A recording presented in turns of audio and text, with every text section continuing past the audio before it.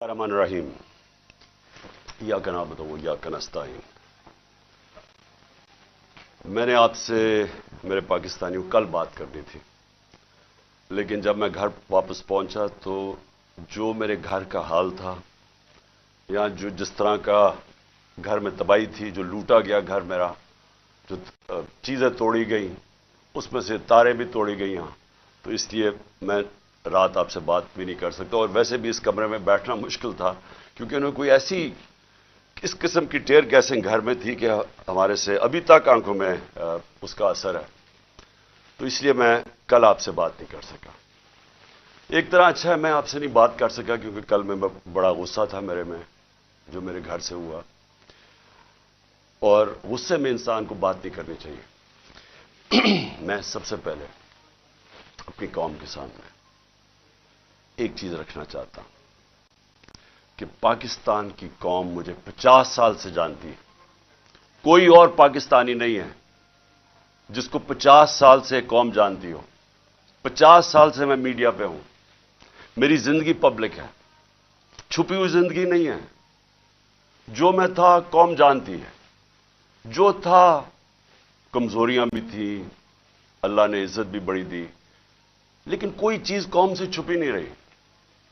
باہر کے اخباروں میں انٹرنیشنل میرے اوپر تبصرے ہوئے ہیں، وہاں بھی بات کرتے ہیں میری کیا طاقت اور کمزوری تھی، لیکن ایک چیز 50 سال میں ساری قوم جانتی ہے کہ عمران خان نے کبھی پاکستان کا قانون نہیں توڑا۔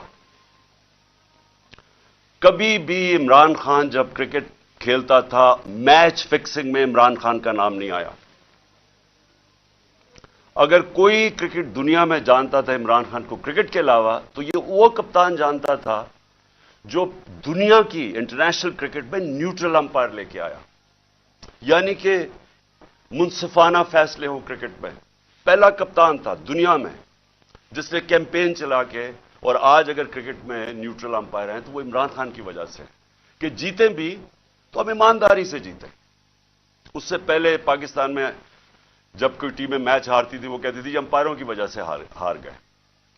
عمران خان کے دور میں کبھی ایسا نہیں ہوا۔ تو میں یہ اس لیے آپ کو کہنا چاہتا ہوں کہ میں جو آج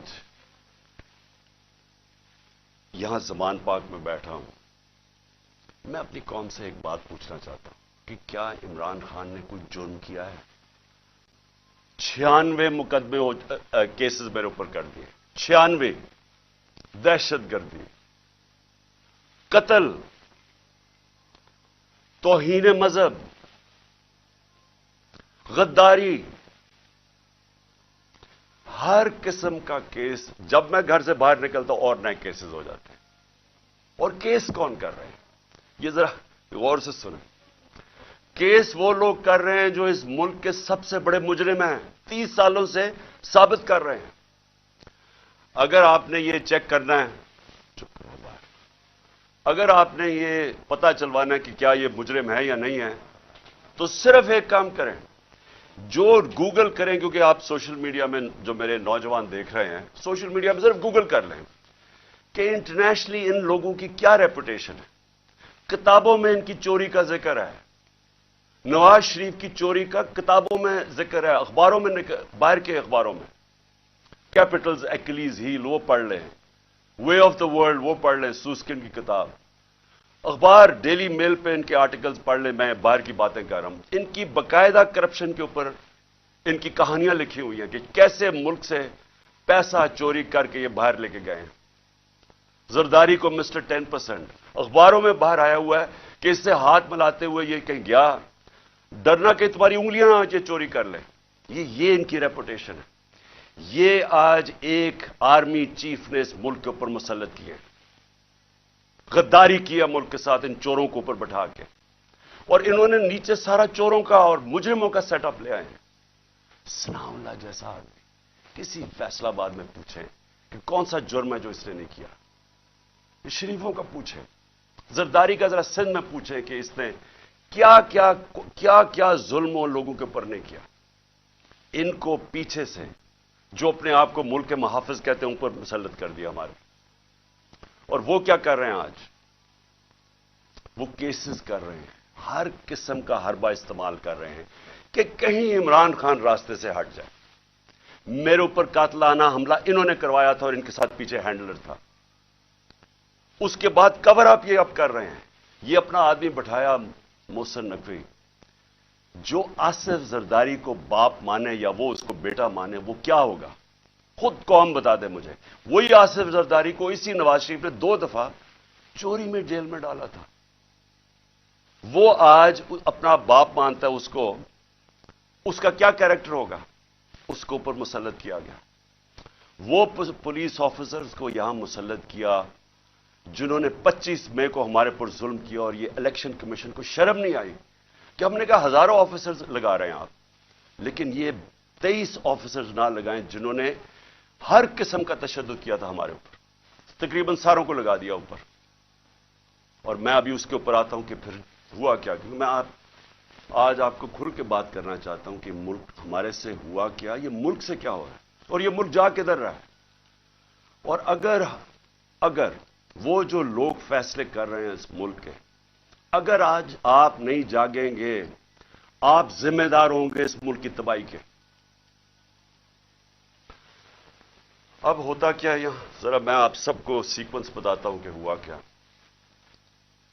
8 مارچ کو الیکشن اناؤنس 30 اپریل کے ہو جاتے ہیں. 8 مارچ کو ہم کہتے ہیں کہ جی ہم اپنی الیکشن کی کیمپین ایک ریلی سے شروع کریں گے لاہور میں. یہ ذرا ایک ایک چیز دیکھیں, اور ایک بھی چیز میں آپ کے سامنے کوئی غلط ہو, جھوٹ ہو, ایک بھی غلط ثابت کر دے کوئی. ہم نے فیصلہ کیا 8 کو, 7 کی رات کو پولیس کے ساتھ بیٹھ کے پورا طے کیا گیا کہ کدھر کدھر سے ریلی جائے گی, اور پولیس نے اپروو کر دیا, پرمیشن مل گئی. اگلے دن ریلیز آ رہی ہوتی ہیں مجھے یہاں زمان پارک پہ کہ ہم اپنا شروع کریں ریلی. اس سے پہلے سارے کہتے ہیں جی اب پولیس نفری ساری جگہ آ گئی ہے, ہر جگہ کنٹینر لگنے شروع ہو گئے. ہمیں حیران کیا, ہمیں تو پرمیشن دے دی تھی. جب پہلے پولیس کھڑی ہو جاتی ہے اور رائٹ پہ پوری وہ پہن کے ہیلمٹس, ایک دم پتہ چلتا جی دفعہ 144 لگ جاتا ہے. الیکشن جب اناؤنس ہو جائے دفعہ 144 کیسے لگ سکتا ہے؟ کبھی پاکستان کی تاریخ میں لگا. اس کے بعد وہ ریلیز آ رہی ہیں, ان کے اوپر واٹر کینن شروع ہو جاتی ہے اور ٹیئر گیسنگ شروع ہو جاتی ہے. وہ سارے وہاں رک جاتے ہیں. ہم سب حیران, میں یہ انتظار کر رہا ہوں ریلیز کا. 3:30 بجے مجھے آنا تھا انہوں نے لینے کے لیے. اگلے 1 گھنٹے میں خبریں آنی شروع ہو جاتی ہیں کہ جی وہاں ٹیئر گیسنگ ہو رہی ہے, مار رہے ہیں, گاڑیاں توڑ رہی ہے پولیس.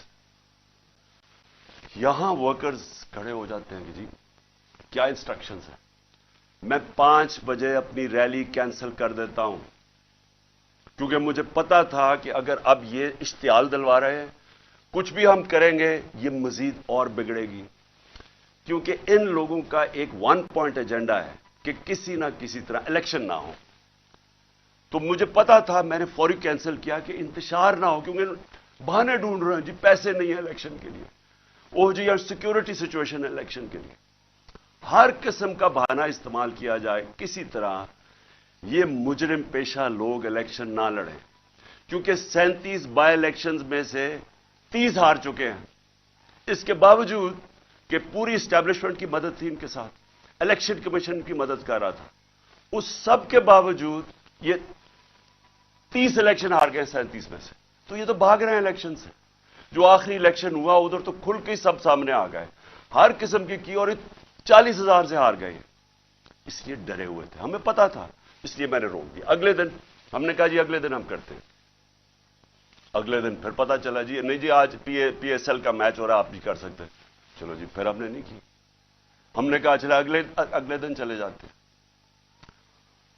اس کے اگلے دن ہماری ریلی ہوتی ہے, اور ماشاءاللہ بڑی لاہور کی پبلک, جس کا میں شکریہ ادا کرتا ہوں, بھرپور طریقے سے شرکت کرتی ہے اس میں.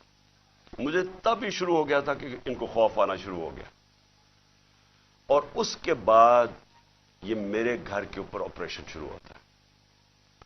اور میں آپ کو آپریشن اب بتاؤں کیا آپریشن تھا. ذرا آپ پہلے سمجھ لیں کہ یہ جو رینجرز آ گئے ہیں, 72 بند گاڑیاں میرے گھر, 3 طرف سے زمان پاک کے اوپر پولیس کی ہزاروں اٹیک کر رہے ہیں. تھا کیا ایشو یہ تھا کہ اسلام آباد کے ایک کچہری کے اندر میں نے ان کو یہ کہا تھا کہ یہاں سے کیس شفٹ کر دیں، کیونکہ حکومت کوئی سیکیورٹی مجھے نہیں دے رہی تھی. حکومت خود کہہ رہی ہے میری جان کو خطرہ ہے. مجھے پتہ ہے میری جان کو خطرہ ہے. جنہوں نے مجھے قتل کرنے کی کوشش کی وہ تو سارے اقتدار میں بیٹھے ہوئے ہیں.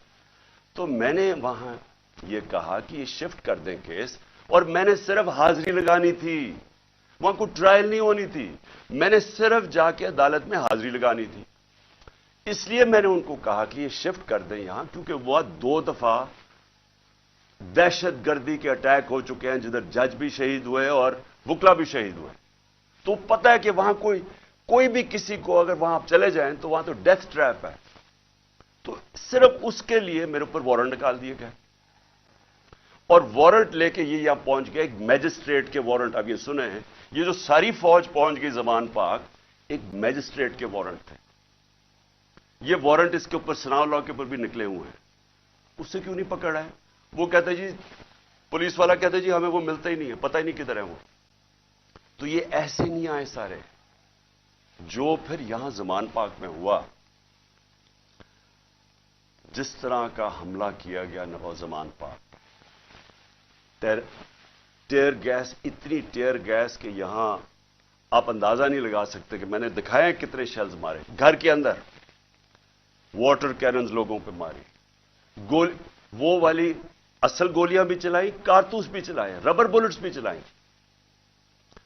اور اس کے بعد یہاں میرے گھر کے اوپر مسلسل حملے ہوتے رہے. کبھی آج پاکستان کی تاریخ میں اس طرح ہوا ہے کہ ایک پولیٹیکل لیڈر کو صرف اس نے حاضری لگانی تھی اسلام آباد میں.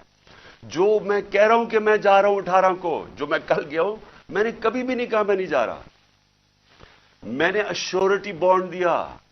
قانون یہ کہتا ہے کہ اگر آپ ایشورٹی بانڈ دے دیں، جو میرے وکیل اشتیاق خان نے دے دیا تھا، وہ اچھا ٹی وی پہ بتایا، جان کے ڈی آئی جی نہ ملے، ہم ٹی وی پہ بتایا کہ ہم ایشورٹی بانڈ دے رہے ہیں، اور قانون یہ کہتا ہے کہ اگر آپ ایشورٹی بانڈ دے دیں تو اس کے بعد پولیس آپ کو اریسٹ نہیں کر سکتے، وہ جان کے نہ ملے.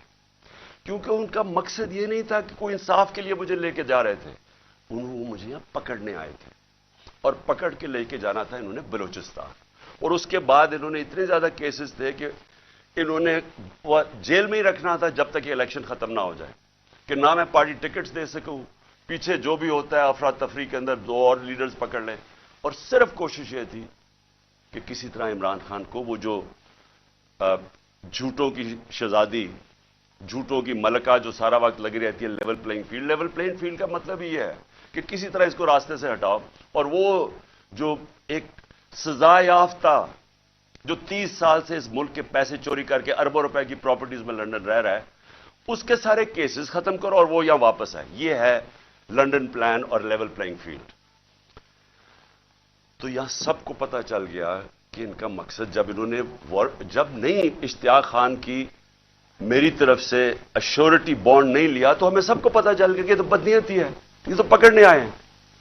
اب یہاں جو لوگ لڑے ہیں وہ اس لیے نہیں لڑے کہ ان کو کوئی پولیس سے بچنا تھا، یا ان کو کوئی خطرہ تھا کہ عمران خان نے کوئی جرم کیا اور یہ عدالت سے ڈر رہا ہے مجھے وہ ٹشو دینا. ان کو یہ ڈر نہیں تھا. ان کو یہ ڈر تھا سارے لوگوں کو باہر کہ میں ابھی تک یہ اس کا پتہ نہیں کیا انہوں نے چھوڑا ہمارا فیکٹر اس کا. ان کا سب کو یہ خوف تھا کہ یہ بدنیت لوگ ہیں، یہ عمران خان کو جیل میں ڈالیں گے، تشدد کریں گے، جس طرح اعظم سواتی سے کیا، شہباز گل سے. اس لیے تو وہ مرنے کے لیے تیار ہو گئے. ان کو ان کی نیت پہ شک تھا کہ ایک اگر حاضری لگانے کے لیے میں نے اسلام آباد جانا ہے، جو میں کہہ رہا ہوں میں نے جانا ہے، شیورٹی دے رہا ہوں، تو پھر یہ کیا کرنا ہے؟ یہ کیوں اس فورس پہ 3 طرف سے زمان پاک کو اٹیک ہو رہا ہے؟ جس طرح کوئی قلعہ زمان پاک، ہزاروں رینجرز آ رہے ہیں، 72 بند گاڑی آرمڈ کار کے اندر آ رہے ہیں، چاہے وہ دیواروں سے چھلانگ مار کے اندر آ رہے ہیں، جس طرح کو پتہ نہیں کوئی کمانڈو ایکشن ہونے لگا. اور جو لوگ یہاں کھڑے ہوئے وہ صرف اس لیے ان کو خوف تھا کہ یہاں قانون نافذ کرنے نہیں آ رہے، اغوا کرنے آ رہے ہیں، یہ قتل کریں گے، انہوں نے پہلے بھی انہی لوگوں نے ارشد شریف کو قتل کیا ہے، اس وجہ سے نہیں لوگ یہ کھڑے ہو گئے یہاں۔ میں نے 2 دفعہ ان کو کہا کہ مجھے